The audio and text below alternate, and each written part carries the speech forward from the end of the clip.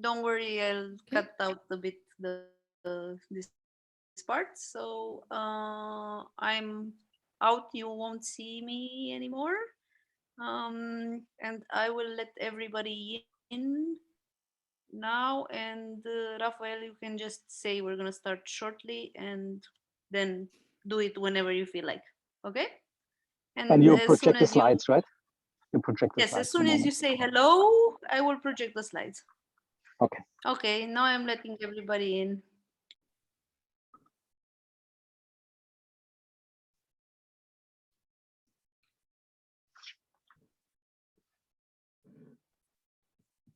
Hello, everyone. Welcome to the fireside chat. We're going to allow a few more minutes for folks to come on. But yeah, thanks for joining already.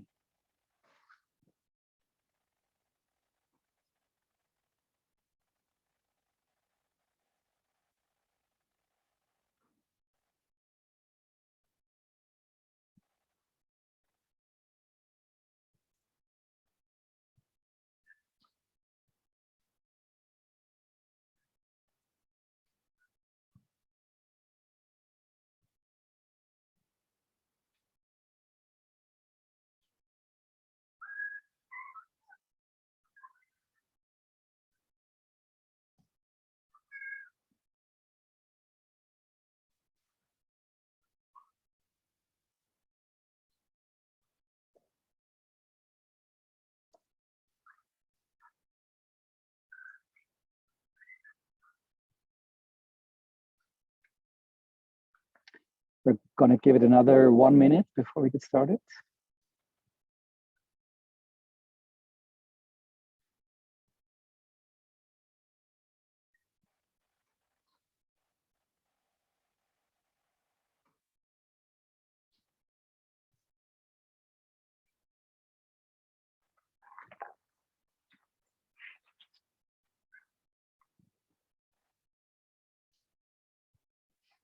30 more seconds.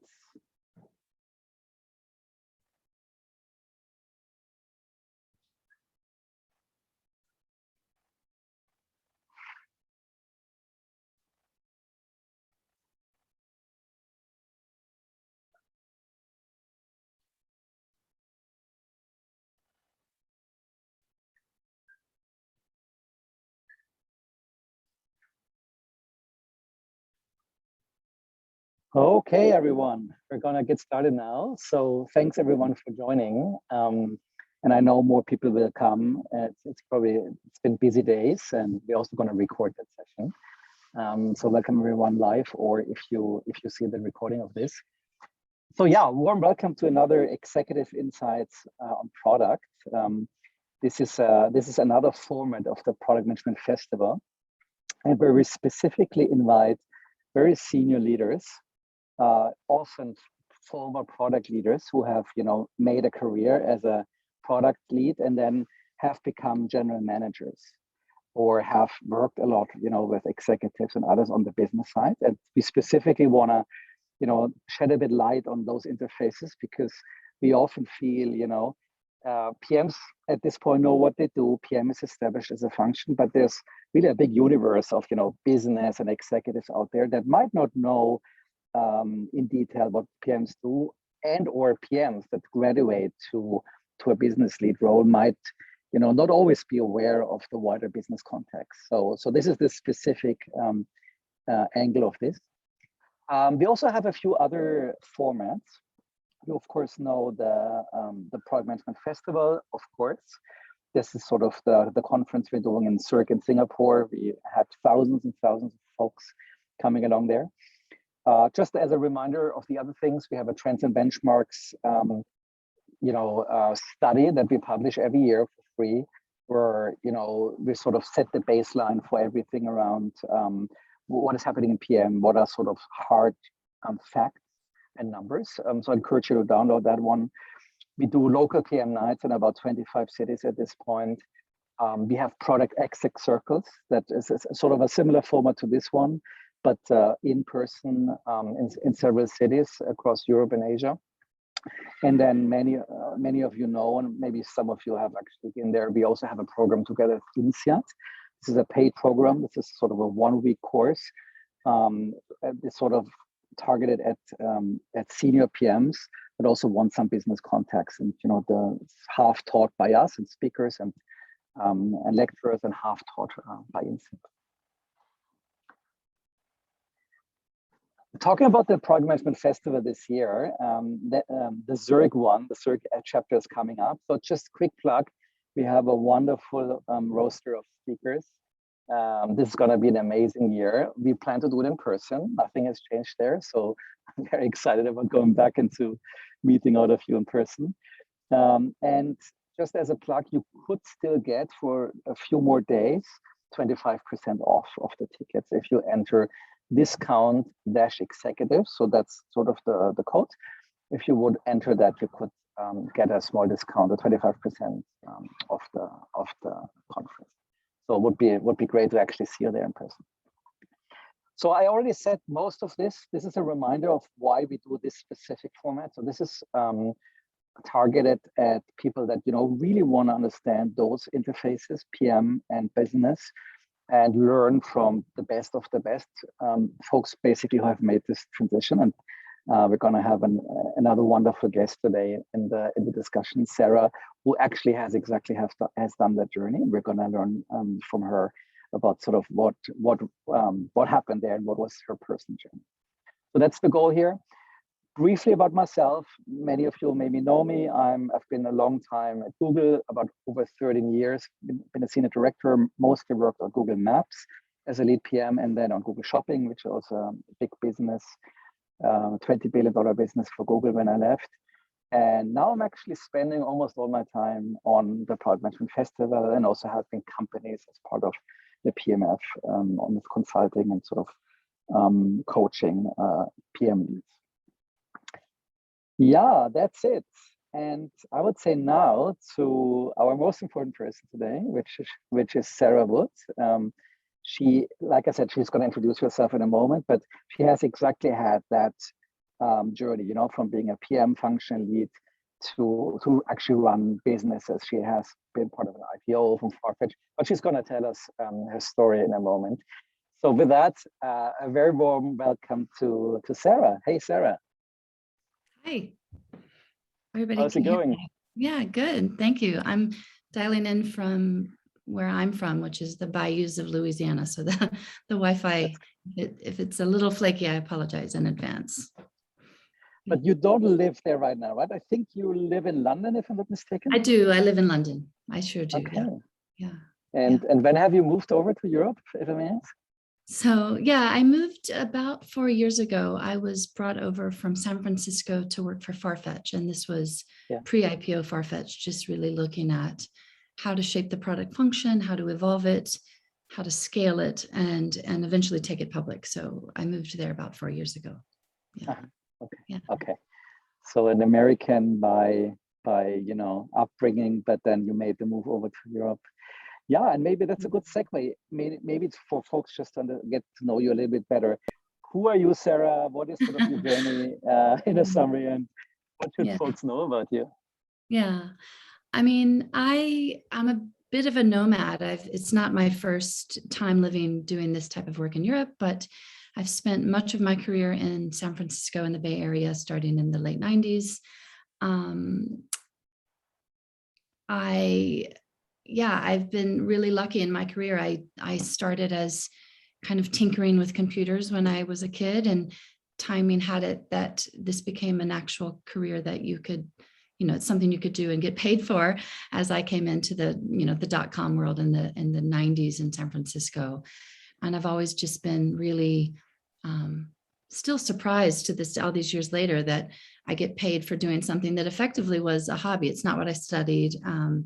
So, as a result, I've been part of lots of startups from seed stage through to later stages.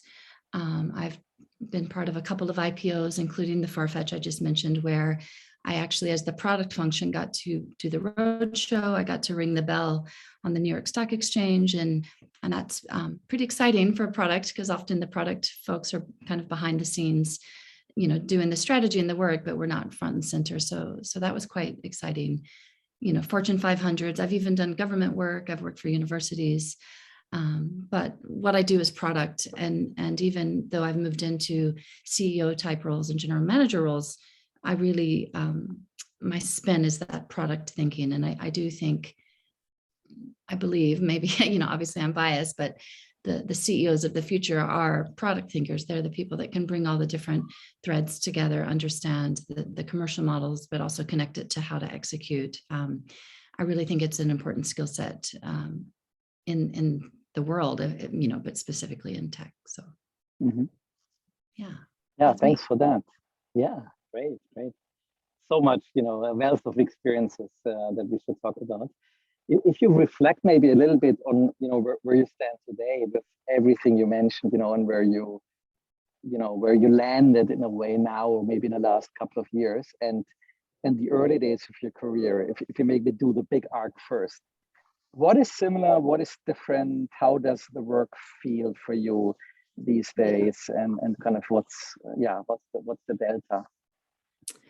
Yeah, I mean, I'm going to just say I assume there are people on this call like me, but there are probably people that are the opposite of what I'm about to say, which is I wasn't very planful in my career in terms of I wanted to get to a certain place by a certain time. I didn't know what my career would look like.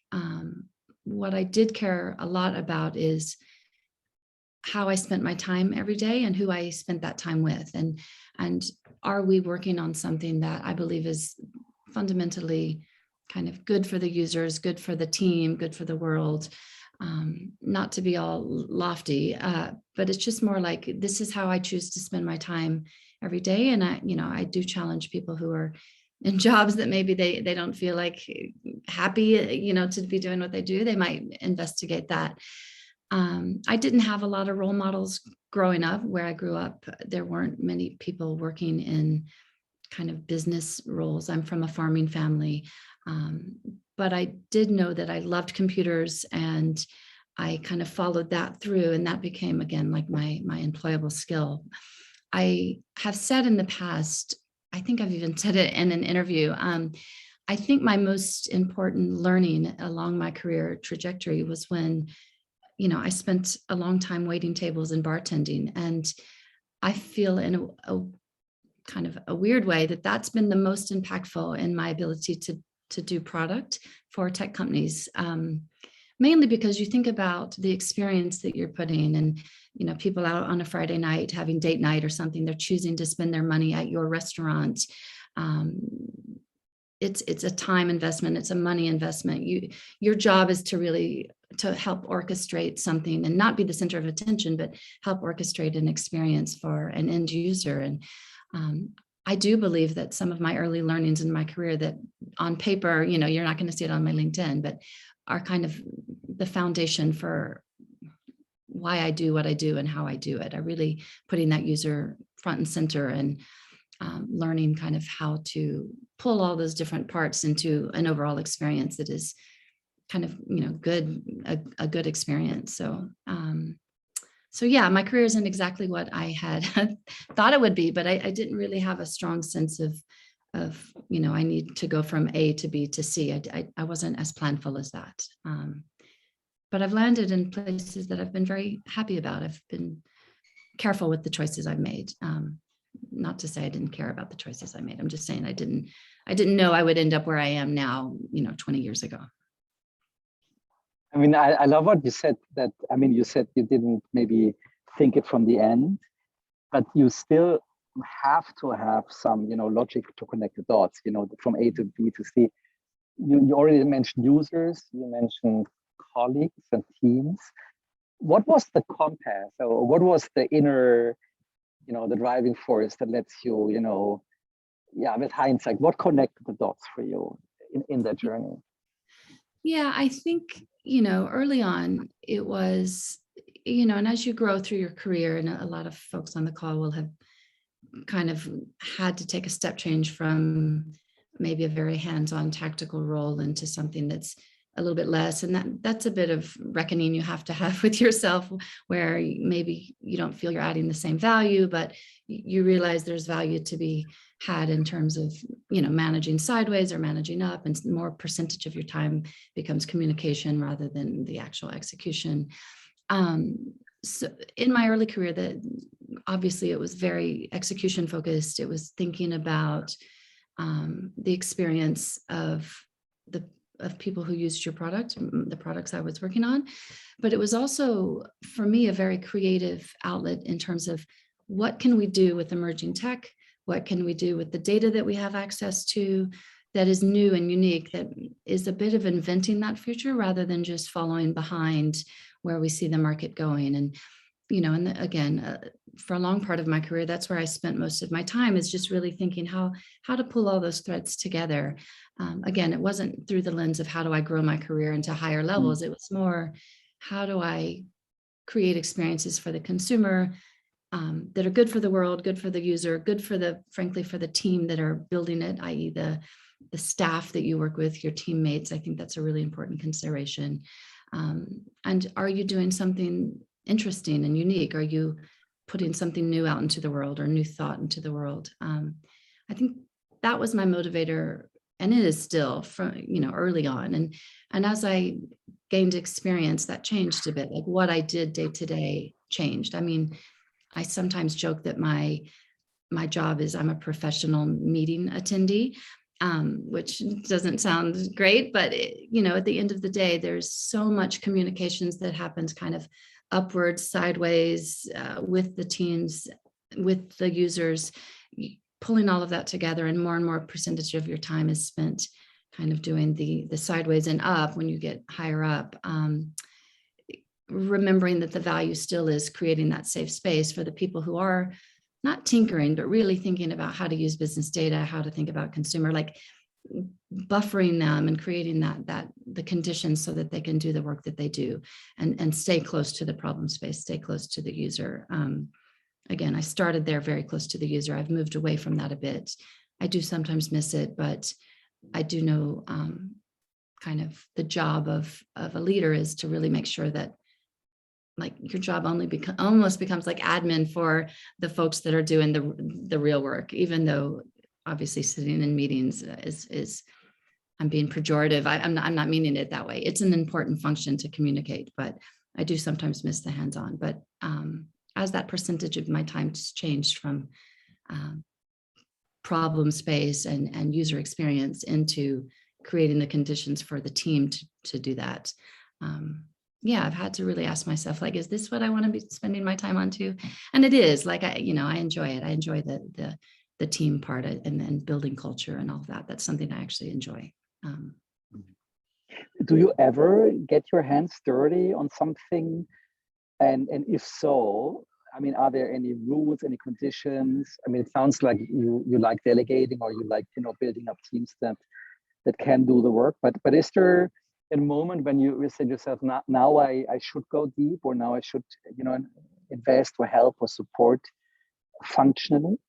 Yeah, for sure, there are more times than I allow myself where I feel like I should. And I realize that's me putting my own, kind of spin on what I think is the right answer. And I think, part of being a leader is knowing how to ask the question. It's really around how do you set up a series of questions or conversations that lead us as a group to come to a certain outcome together. Now, do I participate in some of the hands-on pieces? Yes, sometimes. Am I the best at it anymore? Probably not. Some of the things that I feel like, oh, I'm really good at this, let me get in there, I'm probably not that good at it as I'd like to think I am. Like, I haven't written a line of code in, God, a decade. But so there are times where I have that instinct, but then I realize it still needs to be, regardless if I can do the hands-on, it still needs to be part of kind of an alignment, like building that collaboration concept. How do people feel that they've been bought into the decision making, and what is my role in that? And I think typically where I land is my role is, yes, I'd love to get a little more hands-on. I definitely want to see the data. I do look at the dashboards. I do kind of infer my own my hypothesis against what I'm seeing. But I don't typically, at least anymore, come out with and then we should do this. The only time I do that really hands-on is, I think it's hugely important for fast, like decision making is a make or break for most companies. And the faster you can make decisions and either fail and move on or see something interesting and keep going, that's a make or break it, like I said. And often if you have a certain title, people look to you for making that decision quickly. I think certainly given, years of experience, you can pattern match maybe faster than others. Maybe you've seen it before, or you're seeing it from a kind of a 30,000 foot view that people who are too close to the problem aren't seeing it. So maybe the conversation is in that. But then there's also that bit of recognizing when, maybe there's people who are a little too quiet and not giving their opinion. And some of that experience leads you to say, like, actually, I'm not going to come in with that fast decision making because there's probably more here that's not being said because people maybe don't have the title or don't have the confidence. And again, it's back to that. How do you create conditions for success within a culture? How do you foster a culture where you're listening to everyone, even if, it takes you a little bit longer to get to a decision, although fast decision is important. The value of having everybody bought into that and feeling they were part of that decision, and the speed in which then they can execute because they're bought in. There's not a lot of noise and churn behind the scenes. It's figuring out that balance. So yes, long story short, I do like to get hands-on. I do recognize though that sometimes, particularly if you have a certain title, that's more disruptive than helpful, to be honest. Yeah. That's my opinion. When I reflect on my own journey at Google, where I also, was quite senior, there's actually something funny about Google's culture. I don't know how it is at other companies, where there's still, it's sort of expected from executives to show their tactical skills from time to time, and sometimes actually, I sometimes call it hero syndrome. There's something that tempts executives or senior leaders to show from time to time that they can still, 100%. Pound their fist on the table and get stuff done directly. But one thing I always worried about, and I think my style was that I was always very careful with those things, because I always felt you're taking on responsibility as a leader for that moment, right? And what you're in a way indirectly teaching your team is that you don't hold them accountable, right? Yeah. Or you don't encourage them to find a solution. But basically, there's some transfer of responsibility at the moment, you offer that help. And even though it comes from a position of power, it is actually not necessarily empowering the team, right? You're actually empowering yourself and taking away control of the team. And even though, and I had a bit of a reputation in Google that I was quick to delegate. And this was sort of an unusual role model in Google, because like I said, I think most Google executives, and also there's a lot of technical executives at Google that, still love to read the code and show that they understand the code. But I always felt long-term, it's a good investment into the team if the team knows, they own it, and they own it with all consequences, good or bad, right? And if something breaks, it's also on them, to fix it, or some decision has to be made. Yeah. It's interesting because I don't, I've not worked at Google, but that's not unique to, as you can imagine. A few things occurred to me. One is that last bit you said, which is that sense of not empowerment only, but accountability, and if it breaks, that sort of thing. And you're not, I don't think, doing right by Google or whomever you work for if you're not investing in those layers below to be able to do this, on the day that you leave. You're really investing in the future of that team and that company. And at an individual level, that's, that can change a career if they've had a good mentor and access to the conversation and understanding why decisions are, being discussed. The other thing I think as a leader, and it sounds like you did this, which is taking the accountability for decisions. If it's a failure, you own it. But if it's a success, I certainly hope that you're giving that to the folks that did the work. And I think through that, people start to feel a bit safer, putting their neck out, putting ideas out there, wanting to learn, and make decisions fast, but knowing that it's a safe way to do it because you as a team and you as a leader are in it with them. And while you might not be doing the hands-on, even it might not have been your decision. If there's a failure, you stand up in front of the company and own it. And if it's a success, hopefully that product owner, manager gets to stand up, or the engineering lead or whomever gets to really show the pride of work. Another thing that occurs to me is just the cultural angle. And I don't mean company culture, I mean kind of across the world. I've done a number of, deals with people in different countries. And I'm always like, even moving to Britain, the culture in Britain is so different than what I'm used to in the States. I think I come across as a little bit pushy or kind of brash for a lot of people. But one of the things that I always found fascinating, at one of the startups, we did a lot of work with Japanese companies.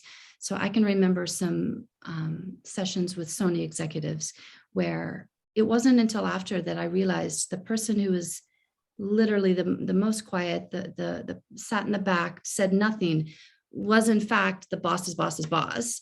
And it was the person that was in front, like calling the shots, showing the confidence, really like, out there. That was the most junior person. Oh, wow. And you compare that to the States and to a lot of Western, and it's the exact opposite. It's like The you exact said, opposite. yeah, the boss is meant to have the answer. And I think that's something that, we need to challenge. I think, at an individual level, and I know I don't have all the best answers, but I think collectively, we need to challenge that. I do sometimes feel that I need to jump in with, don't worry, we got it, confidence, but I don't know that that's always the best for the team or even for the outcome of that decision. So anyways, just an observation. Yeah. By the way, side comment to your culture comment, and I love the comment you just made. And I'm also used to very diverse environments. Like when I studied at my business school, it was very diverse, and also Google is a microcosm, because I spent the majority of actually all my time in Switzerland, which was a microcosm of nationalities. There's a fantastic book just for folks on the line that maybe want to read up on those things. I don't know if you know the book, Sarah, by chance. It's called Culture Map. Yeah, have you heard of it, Sarah? Yeah, I haven't read it, but I have a big list of to read books, and there's What I love about the book is it's very actionable and very concrete in terms of, she's an insight professor, and she goes through like something you just said, I don't know whether it's actually one of her dimensions, but it could be like level of active interaction, level of passive interaction, right? Or kind of something like willingness to confront versus be sort of very respectful and safe face for others, right? So basically she goes through cultures. Actually, she goes through them, like German cultures, Japanese cultures, Asian cultures, American cultures, and then tries to map them on different dimensions, and then kind of she shows kind of classical traps or things that could go wrong, and misunderstandings, right, that are easy to see if you see that people see the world very differently. So anyways, I just wanted to plug that book because it helped me quite a bit to actually even only realize my own bias, right, in a meeting. In my own, I have a certain from Germany, I'm Swiss as well, but I spend a lot of time in American companies. So anyways, just wanted to plug that one. Yeah, it's interesting. And it does tie back. I mean, I forget his name, Edward something. There was a book, early anthropology, called Beyond Culture, and it introduced this idea of low and high context, and people who are quite leaning forward and like aggressive versus I get it done with softer skills. Yeah, there's definitely something in our nature as humans that kind of guide us into these behaviors. I find it interesting as well. Yeah. When we go back to this transition question, right, of functional lead, general manager, and you're expanding your scope, expanding your responsibilities beyond the core functional function. Any pitfalls, anything you wish you had known before, any learnings for yourself, anything that surprised you looking back?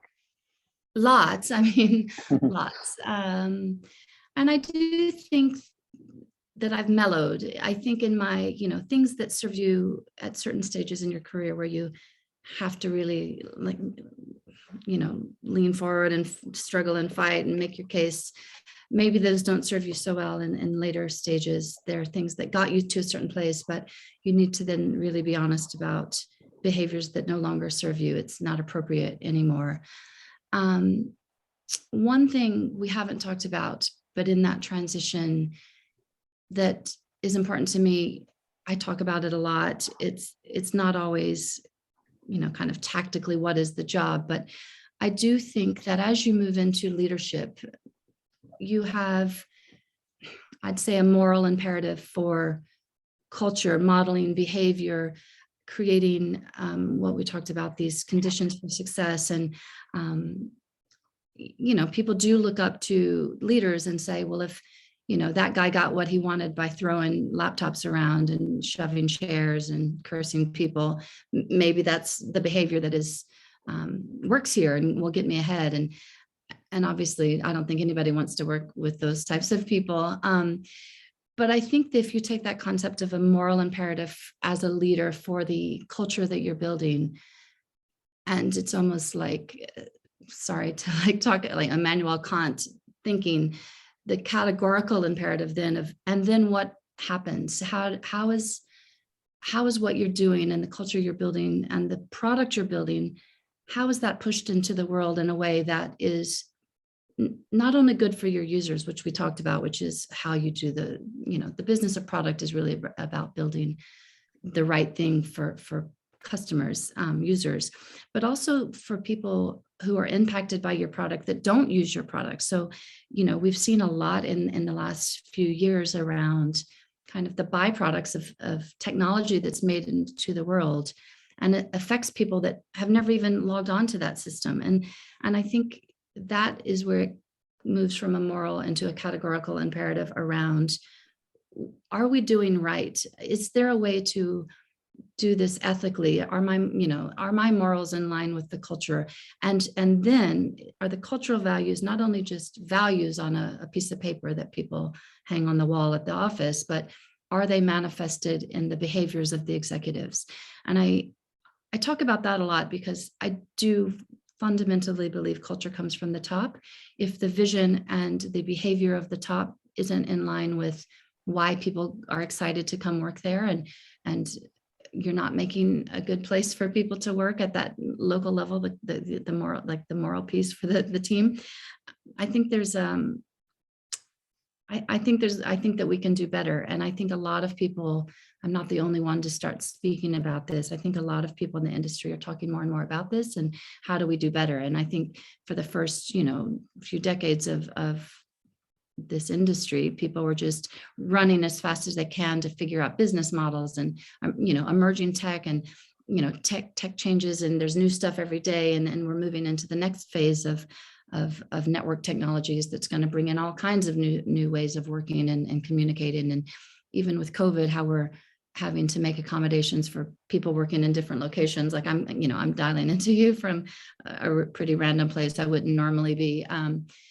It's changing very fast. And I think that we really need to then consider that it goes above and beyond that individual, like, did that feature work? Did that decision fail or not?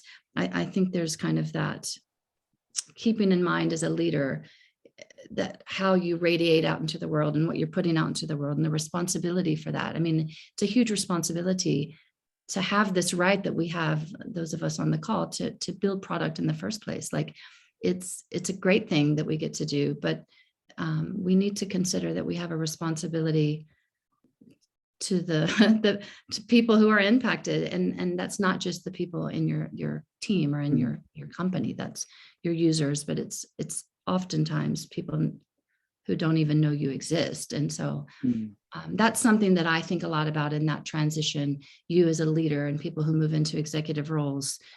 I think I'd like to see more people talking about this and understanding that part of that job is now not just figuring out what user stories can deliver that outcome, but then what? What's the thing? What's in 5 years from now? Have we done a good thing for the world?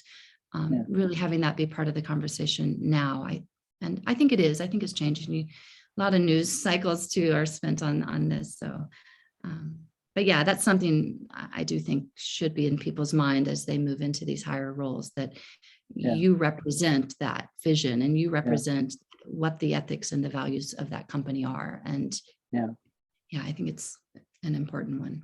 But when I reflect about, I love what you're saying here. When I reflect on my own journey in Google, when I was running, more partially leading Google Maps, one of the cool things about Google Maps is it's a very uncontroversial product. I have yet to find a person that doesn't, at least like it or use it, right? I mean, it's a very innocent product, right? That genuinely, I think, is an invention. I mean, way before my time, right? That has made the world a better place. But then I moved to Google Shopping, and like I said, I think it was a huge business in the end. In the end, I think it was about a sixth of Google's revenues, and I have to say, I struggled with some of the, I would say, different objectives as a leader I had to face.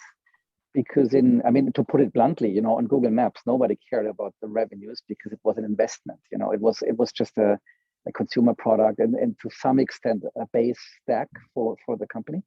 Whereas Google Shopping was directly, an Amazon competitor. It was a lot about actually retailers having a chance against Amazon.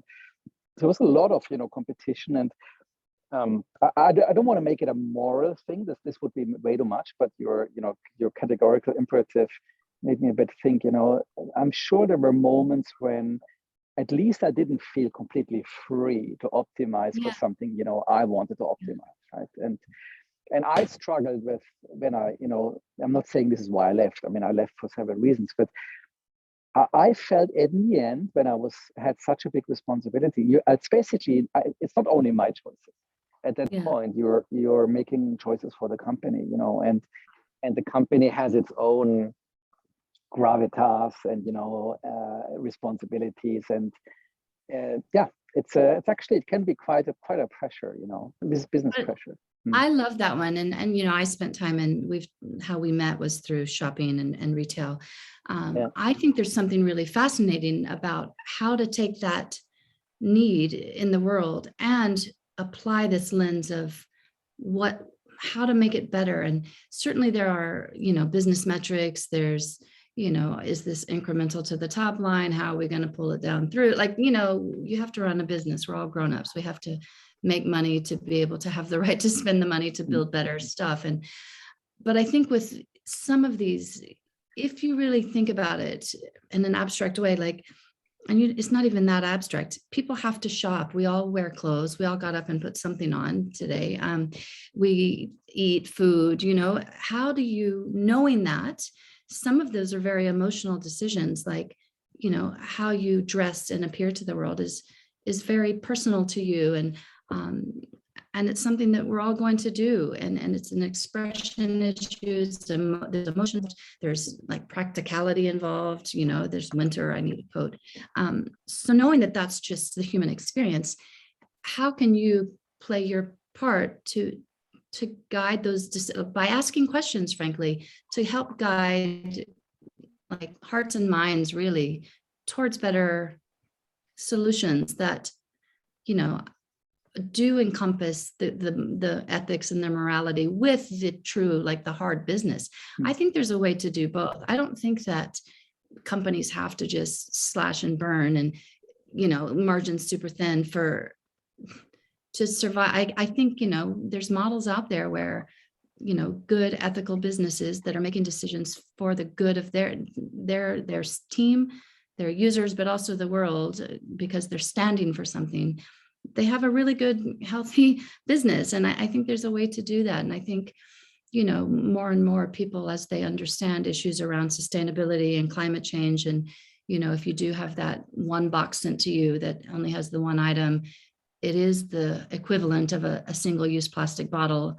It's like I might as well be drinking out of a throwaway plastic bottle by doing that one shipment, because the end-to-end supply chain is quite expensive, and the impact is high. Like I think if you start to put all that in the hopper and really ask the question and facilitate the conversation, you can come up with maybe not the best, the best thing for the climate, but at least it's a step towards. And that's why I'm saying, if it's not the leaders asking those questions, it's certainly not going to be the junior folks who are really just trying to prove they can deliver on their numbers. And, people have targets to hit, they have OKRs. They're going to, hell or high water hit those because they want to do well. They want to do right by the company. But it's up then, like I said, that kind of categorical imperative is up to the leaders to ask it in a way that is, and then is this good for the world? And maybe it's not, maybe the answer is no, but we need to do this to get to the other side. But we commit to each other and we look each other in the eye, and we're going to really challenge our issues around supply chain, or, knowing that everybody has to shop. We all shop. So how do you put better experiences out there that are as good or better, so the end user wants to use them, but then tie to something that, like I said, is a bit more thoughtful. I think there's a way to do it, but I felt the same as you when I worked in retail, but I still love the retail space because it was just something so interesting in cracking that nut, because we all have to shop. We all have to get dressed in the morning. So I don't know.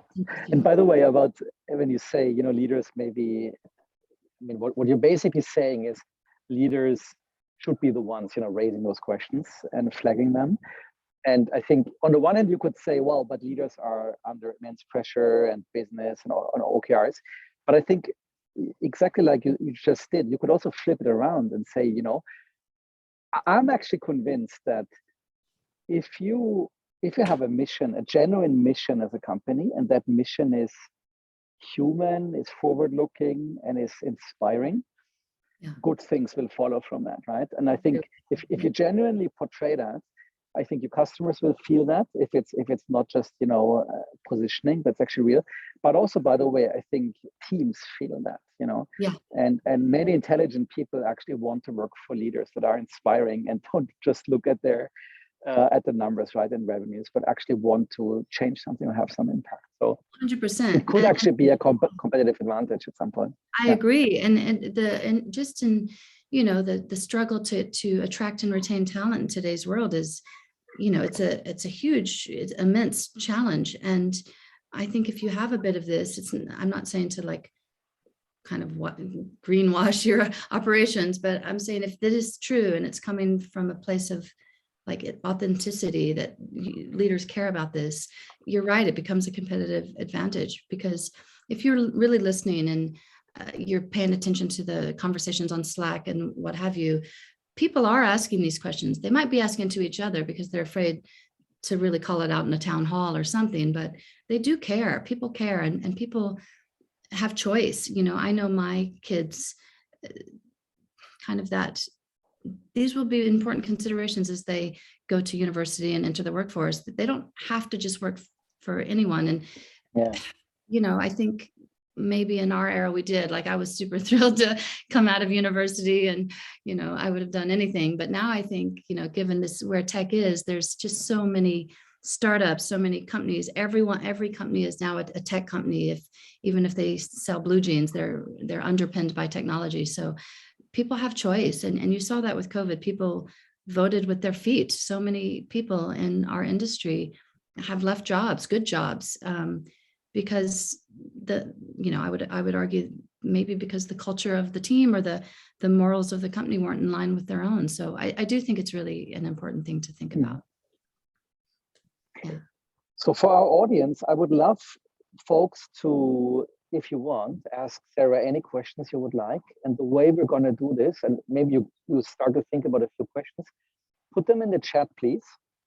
And then I will select a few. And then I would love you to just put on audio and video if you want, and then just ask the question straight to Sarah to make it a bit more interactive. But first, put it in the chat, please, so I can pick and choose a bit. So while everybody's getting ready with their questions, maybe one sort of final question from me, Sarah. sort of, we touched on the subject of PM lead and business lead and sort of the functional product sphere and then the business sphere. If you think about, those boundaries, those interfaces, if you think about your own experiences, but also if you think about maybe business leads looking at product and maybe realizing, okay, we have to do something. We have to, kind of appreciate this product thing, but maybe because they don't have the educational experience, maybe they lack the how. Do you have any thoughts on those interfaces and anything we all could learn, or you have learned, or maybe some advice for managing those different worlds? It's a really good one, and I wish I had here's the playbook for how to do that. I think in my own experience, these interfaces have been some of my most challenging times in my career, where maybe I didn't show up as collaborative as I should. I was too focused on the product as a methodology and people wanting, adapting to understanding the product methodology, as opposed to let's make it work. We have different disciplines and backgrounds and agendas. So it is a really tricky one, and I haven't always gotten it right. But I would say on one side, if people are coming to this from the business side and wanting to understand product, really, the thing I would ask is to know that the product function, and by product function, that is product development. So that is kind of almost partnering with, it's design, it's data, it's the engineering partners, knowing that function is really a push and pull, and you'll never go fast enough. You'll never hit it as there's so much in that push and pull, and there's so much kind of minute by minute compromise, or kind of I'm making the best decision with the data that I have right now that happens. And it's not because product people think they have all the answers, or that it's their call, or some people say that you're the CEO of your product. I don't say that. I think it's really important for business people to know that we want to partner and we want to help. But what's not helpful is just the push, knowing that we're pulled in another place. And, the number of times I've heard questions like, is there any way we can accelerate this? It's well, do you think that we want to go slow? No, we don't. If I hear that question one more time, there's just certain ways to frame the questions and the conversations around how do we partner and collaborate as business leaders to a better outcome, as opposed to, I have this great idea, toss it over the wall, product should build it. I don't want to know anything about how the sausage is made. I just want it to go fast. And that's kind of my jaded, you can now see why I've maybe gotten into some conversations that weren't my proudest. The other side, though, I would say for product execs is I have worked with some pretty arrogant product leaders. And I know I've probably been this at times, where we, think it's our call to make, and without recognizing there's a lot of different people that will be impacted by that decision. So, that I've said before, I used to say to teams, you're a shepherd, you're not a king. Your job is to help bring people together and to understand why we all need to be brought together, and facilitate that using product methodology. But you're not the kingmaker. And then sometimes you're going to need to make a call, and you're unpopular and nobody liked your call, but somebody needed to make the decision. And that does fall on the role of product. And we're often the unpopular one in the room for doing so. But I think if you're running that at 100% of how you operate as a product leader, you're doing something wrong, because you really should be optimizing more for that shepherd role. So that would be something that I would say is truly important. Investing in those relationships at a personal level as well. Sometimes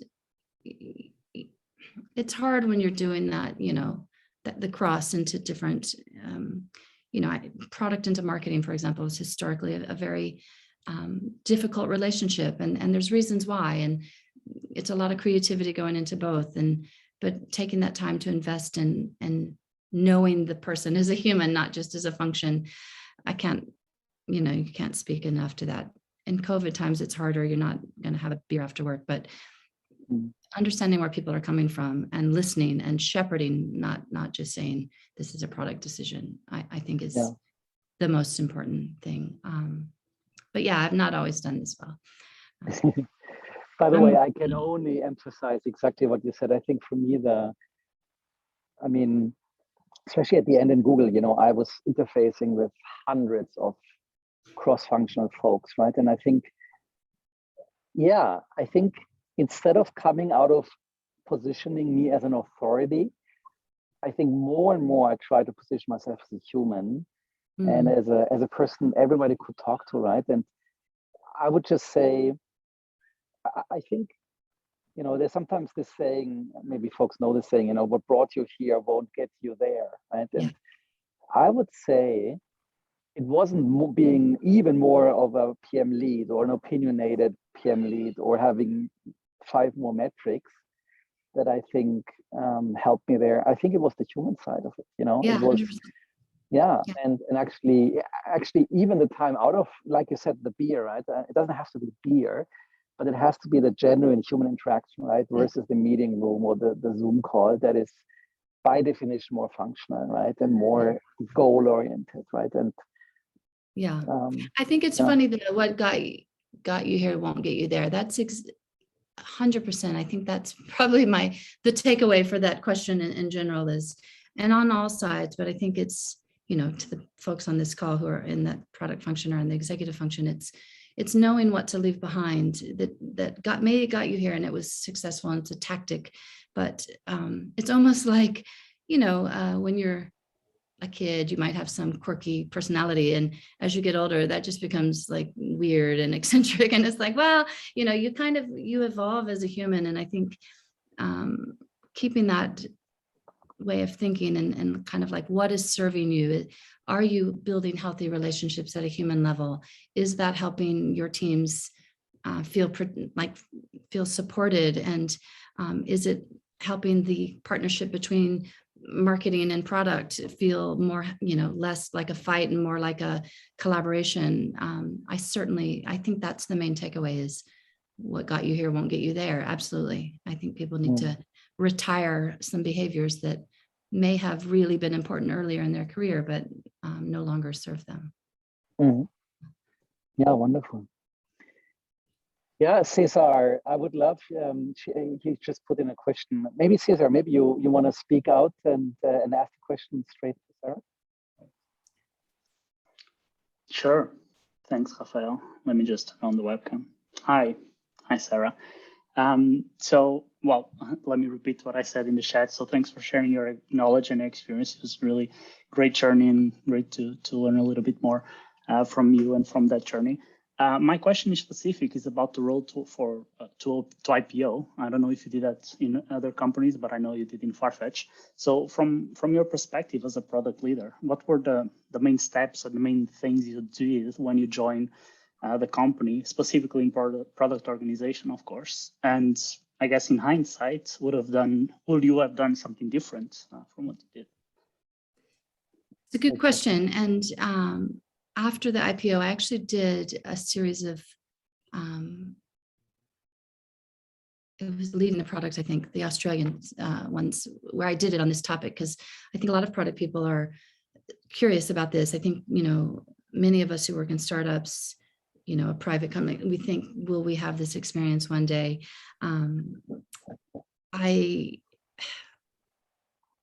I will first say that for Farfetch, the fact that I was part of the roadshow, pitching to analysts, talking to bankers, and then on the day of getting to be part of the celebration was amazing. And that really was a testament to the leadership of Farfetch.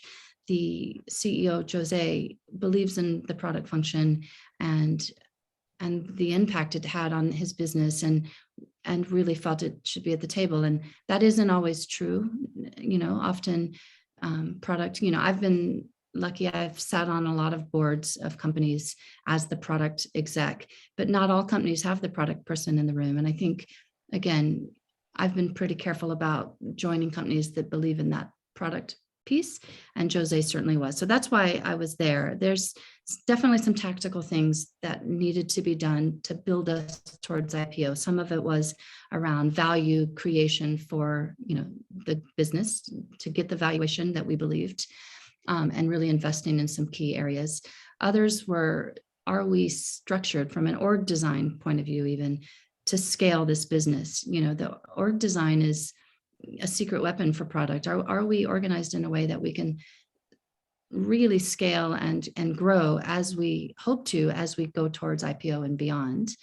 And there's work that needs to be done. There's other kind of hygiene issues that needed to be done, which is get our arms around the numbers. So not only, do we have the right OKRs and are we all aligned? More like, do we know the value that we're creating, from even down to a feature level, and really taking almost a kind of financial portfolio investment approach to the way you build product. And that's not often in the discipline of product teams. I feel very strongly that it should be.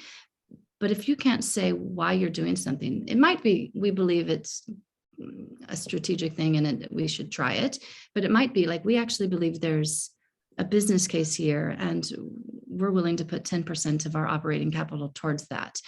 I think you should have an understanding around the finances and the impact. And that was just something that I started to work to put in place for Farfetch. All of that leads into the fact is, when you're working in product in a startup, before you go public, you have a lot of creative leeway. You don't often have to show those numbers. You can go to the board and you can be like, we're doing this really cool thing. Once you go public, some of that risk taking goes away. Your numbers are now discussed on a quarterly earnings call, and there's a lot of eyeballs on it. And there's a lot of kind of opinions out in the world, about, was that a good thing to do or not, or should it take so long and or not? And it's hard to operate in that world if you don't kind of have your own evidence base for the decisions that you're making. And so I do encourage all product teams to, whether you're on the road to IPO or not, and even if you're already public, to really have your house in order around kind of defensibility of decisions that you're making that is above and beyond, oh, it's on the roadmap, or the partner wants it, or the usability test says we should do it. I think there's a little bit more kind of financial responsibility that product teams can work into their process, that allows you to go IPO in a way that's credible, and to stand by product as a kind of a really important lever for how you take risk for a company, and how people believe that valuation will grow over time. So yes, some tactical stuff was a kind of this portfolio of investments methodology. It was kind of strategic org design for scale, and for speed of execution, all that sort of stuff. It was really aligning high level kind of long-term strategy against the challenges of the right now. So all of those were things that definitely needed to be pulled together in advance of that IPO for Farfetch. But like I said, some of these are things I think any company should do, whether they are IPOing soon or not. Or again, I've worked in public companies as well, and have retrofitted some of this into already public companies that already had ways of working. But I think that financial piece is probably the biggest piece I would recommend, is really getting your arms around the data around ROI, what types of KPIs do these impact, so that when you are going head to head with, do we do M&A, or do we invest in this capability, or do we put the money towards, customer acquisition, there's a bit more apples to apples conversation around the product piece that often isn't there. I'm kind of rambling now, but it's that portfolio of investments approach that I would recommend. And that is one thing that we did at Farfetch to lead to that.